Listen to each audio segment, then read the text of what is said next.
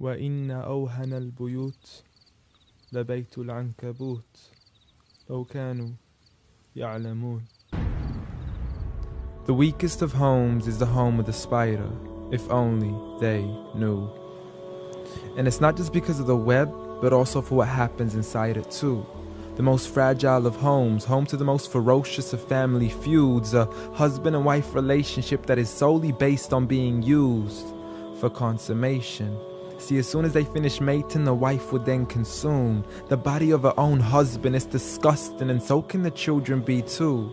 See, as soon as they mature, they would chew upon their own mother as a source of food. It's sinister, it's crude, I don't want to imagine it, but it's true. And such the examples that are used, not because God can be cruel, but for God to prove that the weakest of homes are those in which the inhabitants are abused. See, marriages are meant to bring happiness, and the home is a refuge of tranquility and comfort to all those who walk through. And if you ever do happen to fall into disputes, you must learn to understand that the marriage isn't always about you. Rather, it's learning to live together as one, although we are still living together as two. In a home where everybody knows that they belong, with love, kindness, and mercy, so we could all just get along, and there's no need for fighting every time something small goes wrong. Because you can't build a home upon violence and then expect it to stand strong. I mean, what kind of man would harm his wife in the darkness of the night, leaving her to bleed as he scars her for life, having to cover up her bruises as she tries to hide them from sight? See, he's so focused on her responsibilities, but fails to realize that he also owes her rights. See, as a husband, you're meant to provide, protect, respect, guide, and guard her. You are her garment, her lifelong partner, her Prince Charming who should charm her, her knight in shining armor.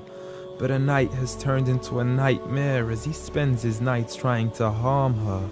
As she begs him on her knees, please, I need you to be calmer. I urge you, see, patience is a virtue. I never even heard you. I promise I didn't mean to hurt you. Please don't be mad. And please don't let the kids see, cause it's not right for a dad. It's sickening, it's sad that such scenes are happening in reality within the homes of so many broken families. It's a calamity that we forgot what the meaning of marriage is. Did you forget that the best of you in character is he who is best to his wife? The best of advice from the one who never harmed a servant, child, or wife in his whole entire life. Muhammad sallallahu alayhi wasallam. He was the best of examples in how to treat a woman right. See, if his wife had cooked something he had liked, he would eat it, and if he didn't, he would leave it without expressing an ounce of dislike.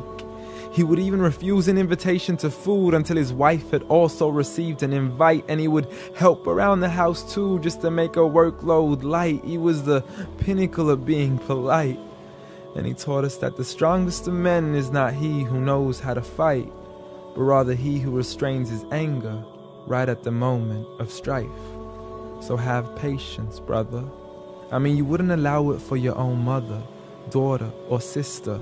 You wouldn't bear to watch another man punch and kick her, so the next time you even think to cause her trauma and hit her, you need to understand that she too is another man's mother, daughter, or sister.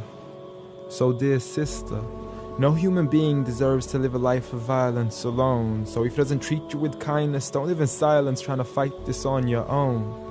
Rather seek help from God first, and don't be afraid to then pick up the phone and let your people know that you are no longer willing to live in the weakest of homes.